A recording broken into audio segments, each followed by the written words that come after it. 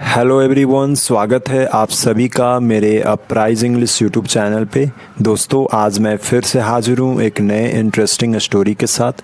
इस स्टोरी को हमेशा की तरह वर्ड टू वर्ड ट्रांसलेट करेंगे, इसके ग्रामर स्ट्रक्चर को डिटेल में कवर करेंगे, साथ साथ इसमें कुछ नए वर्ड मीनिंग्स भी दिए हुए हैं, उसे भी जानेंगे। सो दोस्तों, अगर आप इस चैनल पर पहली बार विजिट किए हो तो प्लीज़ चैनल को ज़रूर सब्सक्राइब कीजिए, लाइक कीजिए और अपने दोस्तों के साथ ज़रूर शेयर कीजिए। सो दोस्तों, यह कहानी बहुत ही इंटरेस्टिंग स्टोरी है, आप सबको बहुत ही अच्छी लगेगी। मैं सबसे रिक्वेस्ट करूंगा कि प्लीज़ इसे ध्यान से सुने। तो चलिए इसे शुरू करते हैं। और सबसे पहले इस कहानी का टाइटल देखेंगे, क्या कहता है। The talkative tortoise. क्या मतलब हुआ? और दोस्तों, टॉकेटिव का मतलब होता है बातुनी। बातुनी वह व्यक्ति बहुत ज़्यादा बात करता हो, उसे इंग्लिश में टॉकेटिव कहते हैं। टॉर्टस का मतलब होता है कछुआ।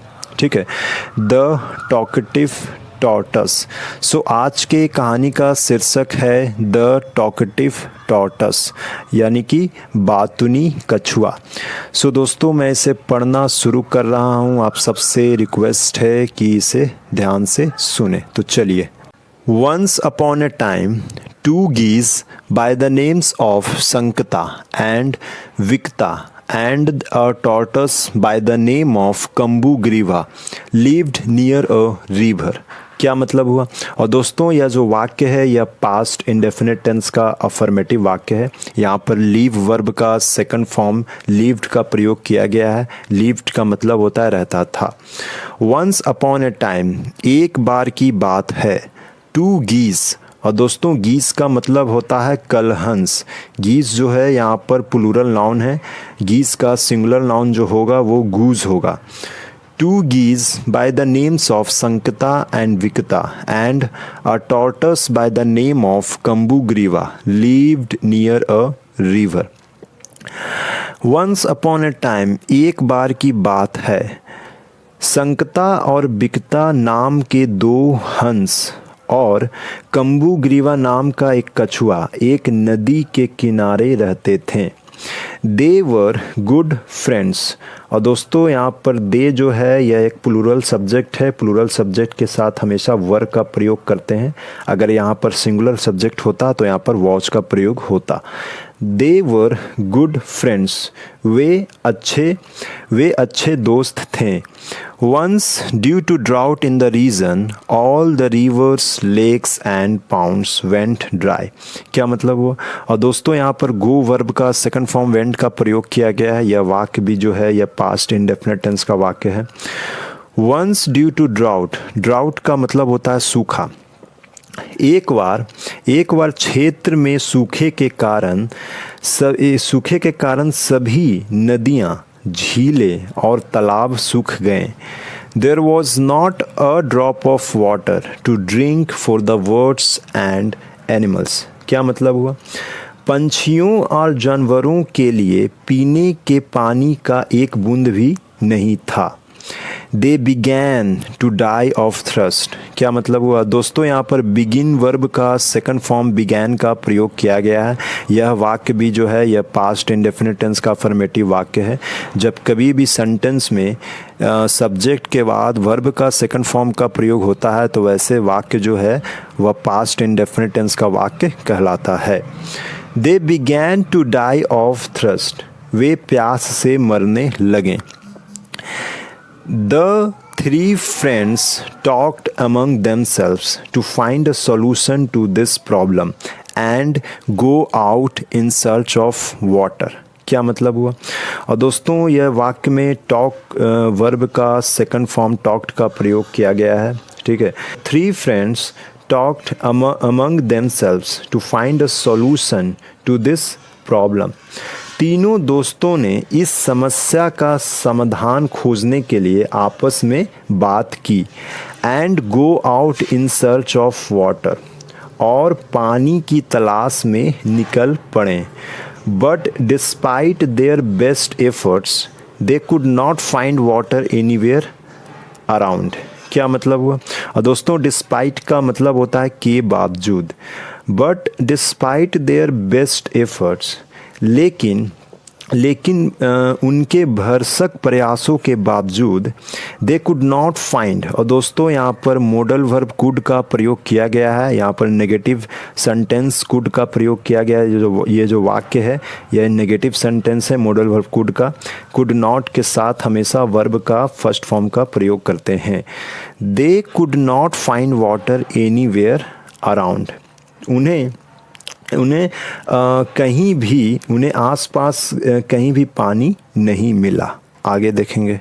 Having no alternative the three friends decided to go to some distant lake full of water to settle down there forever. क्या मतलब हुआ? हैविंग नो अल्टरनेटिव, और दोस्तों अल्टरनेटिव का मतलब होता है विकल्प। कोई विकल्प ना होने के कारण द थ्री फ्रेंड्स डिसाइडेड, और दोस्तों यहाँ पर डिसाइड वर्ब का सेकंड फॉर्म डिसाइडेड का प्रयोग किया गया है। यह वाक्य भी जो है पास्ट इंडेफिनिट टेंस का अफर्मेटिव वाक्य है। The three friends decided to go to some distant lake full of water to settle down. Settle down का मतलब होता है बसना, देयर फॉर एवर। कोई विकल्प ना होने के कारण तीनों दोस्तों ने पानी से भरी किसी दूर झील पर जाकर हमेशा के लिए बसने का फैसला किया। But there was a problem in shifting to so distant a place. Shifting का मतलब होता है एक जगह से दूसरी जगह जाना। लेकिन इतनी दूर जाने में एक समस्या थी। While it was easy for the geese to fly, it was difficult for the tortoise to cover that distance on foot. While हंसों के लिए उड़ना आसान था, लेकिन कछुआ के लिए पैदल उस दूरी को तय करना मुश्किल था। So the tortoise put up a bright idea. क्या मतलब हुआ? कछुआ को एक बढ़िया विचार आया। He said, उसने कहा, Why not bring a strong stick? क्या मतलब हुआ? दोस्तों यह जो वाक्य है यह एक प्रश्नवाचक वाक्य है, इंट्रोगेटिव वाक्य है। Why not bring का मतलब होता है लाना।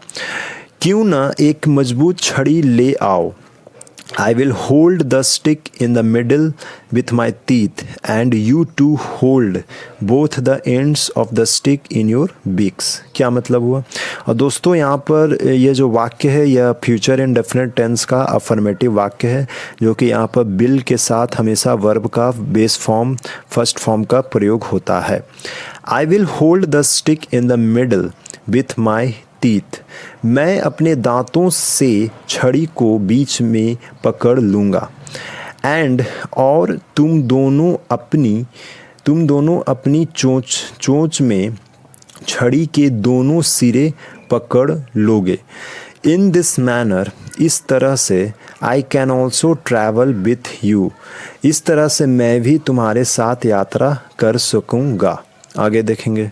Hearing the suggestion of the tortoise, the geese cautioned him. क्या मतलब हुआ? कछुआ का सुझाव सुनकर हंसों ने उसे सावधान किया। It's a very good idea. We will do as you say. यह एक बहुत अच्छा विचार है, हम वैसा ही करेंगे जैसा कि तुम कहोगे। But you will have to be very careful. लेकिन तुम्हें बहुत सावधान रहना होगा। The problem with you is that you are very talkative. क्या मतलब हुआ? तुम्हारे साथ समस्या यह है कि तुम बहुत बातूनी हो। And if you open your mouth to say something while we are flying, क्या मतलब हुआ? यदि तुम कुछ कहने के लिए अपना मुंह खोलोगे जबकि हम उड़ रहे होंगे, it will definitely prove to be detrimental to you. क्या मतलब हुआ? डेट्रीमेंटल का मतलब होता है घातक या फिर हानिकारक। इट विल डेफिनेटली का मतलब निश्चित रूप से। इट विल डेफिनेटली, तो यह निश्चित रूप से तुम्हारे लिए घातक साबित होगा। So don't talk while you are dangling by the stick. क्या मतलब हुआ? और दोस्तों डैंगलिंग का मतलब होता है लटकना। सो इसीलिए जब जब तुम छड़ी से लटके होगे तो कुछ भी बात नहीं करना, otherwise you will lose your hold and go crashing down on the ground and die. Otherwise अन्यथा तुम अपनी पकड़ खो दोगे और ज़मीन पर गिरकर मर जाओगे। आगे देखेंगे। The tortoise understood the logic and promised not to open his mouth during the entire journey. क्या मतलब हुआ? और दोस्तों यहाँ पर अंडरस्टैंड वर्ब का सेकंड फॉर्म अंडरस्टूड का प्रयोग किया गया। यह वाक्य जो है पास्ट इंडेफिनिट टेंस का अफर्मेटिव वाक्य है। द टॉर्टस अंडरस्टूड, कछुआ ने तर्क समझ लिया और पूरी यात्रा के दौरान अपना मुंह ना खोलने का वादा किया। So the geese held the stick ends in their beaks and the tortoise held the stick in the middle with his teeth। क्या मतलब हुआ? और दोस्तों यहाँ पर होल्ड वर्ब का सेकंड फॉर्म हेल्ड का प्रयोग किया गया। सो द गीज हेल्ड, इसीलिए हंसों ने अपनी चोंच में छड़ी के सिरे पकड़े और कछुआ ने अपने दांतों से छड़ी को बीच में पकड़ा। And thus they began their long journey, और इस तरह उन्होंने अपनी यात्रा शुरू की। They flew over hills, valleys, villages, forest and finally came over a town. क्या मतलब हुआ? दे फ्ल्यू, वे पहाड़ियों, घाटियों और गांव, जंगलों से उड़ते हुए आखिरकार एक शहर के ऊपर पहुँचे।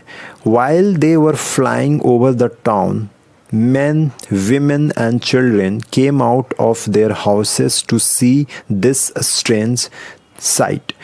While they were flying over the town, जब वे शहर के ऊपर से उड़ रहे थे तो पुरुष, महिलाएं और बच्चे इस अजीब दृश्य को देखने के लिए अपने घरों से बाहर निकल आए। The children began shouting and clapping, बच्चे चिल्लाने लगे और ताली बजाने लगे। The foolish tortoise forgot that he was hanging precariously. क्या मतलब हुआ? मूर्ख कछुआ भूल गया कि वह खतरे में लटका हुआ है। प्रीकेरियसली का मतलब होता है खतरा। He became so curious to know the reason behind these clappings. क्या मतलब हुआ? वह इन तालियों के पीछे का कारण जानने के लिए इतना उत्सुक हो गया कि he opened his mouth to ask his friends what is this all about. क्या मतलब हुआ? उसने अपने दोस्तों से पूछने के लिए अपना मुंह खोला, दोस्तों यह सब क्या है? But as soon as he opened his mouth to utter these words, लेकिन जैसे ही उसने ये शब्द कहने के लिए अपना मुंह खोला, he loosened his hold on the stick and fell down on the ground and died instantaneously. क्या मतलब हुआ? ही लूजन का मतलब होता है ढीला होना। उसकी छड़ी पर अपनी पकड़ ढीली हो गई और वह ज़मीन पर गिर गया और तुरंत मर गया। इंस्टेंटेनियसली का मतलब होता है तुरंत या फिर कुछ ही क्षण में। ठीक है। सो दोस्तों, इस कहानी का मोरल देख लेते हैं। Always listen to friendly advices. हमेशा दोस्ताना सलाह हमें सुननी चाहिए।